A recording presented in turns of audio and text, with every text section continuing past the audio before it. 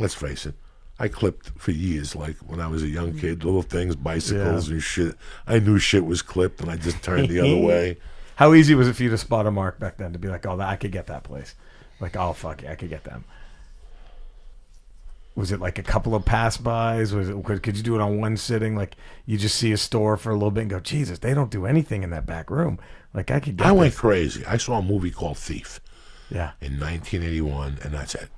When I was a kid, was it like a how-to? The movie was it literally like a not blueprint? really. Oh, okay. When I was a kid, in 205 West 88th Street, 2 other families lived in that building that knew my mom.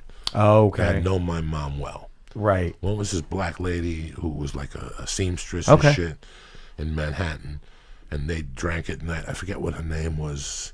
She had like a mulata last name. Yeah, sure. But the other two that lived in the building were a lady named La China. Okay. She was a Cuban Chinese chick. Oh, and nice. her husband, Monguito. And I was about 5, maybe. Okay. And Monguito and me became tight.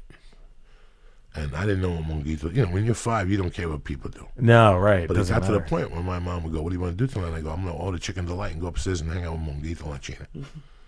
And for the first couple of times, Monguito would be in the bedroom, and the China would talk to me. Then there's one time I went up there, and finally Monguito goes, let him in. And I went in there, Monguito had one of those operations with the spinning wheel. Oh, with shit. the heavy duty. Yeah. And he would take those things that for to measure spark plugs. Okay, in those days, and he turned them into keys. And I asked him, what do you do? And finally, he told me he was a burglar. And he would bring me chains and little rings and shit. And that's my mom knew, everybody knew he was a professional fucking burglar. That's what he was. In fact, years later, he went to jail for robbing Mayor Koch. He's the one that robbed No Mayor way. Koch. This guy was the real deal. Fuck. So I didn't see him for years after that, but him and her broke up or something. But I always had that vision of this dude was so cool. He was a thief. So what? I never told my mom and shit.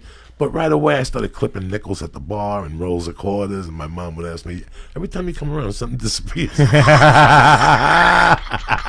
had a problem with that, too, as a kid, taking some money. Always. Oh, man. Always. And I wouldn't take it from my mother's purse till I got to be like 8 or 9. That's right. What I got for That's when you got ballsy. Like, I can do this. And after the first time, I think she lit my hand on fire. Oh, fuck. Like, she fucking held it with a lighter, and she was like, listen. I knew it was you. You got the kiss of death. Oh, I set you up like a motherfucker, you dumb fuck. I left that 20 waving, and you clipped it, and that was it.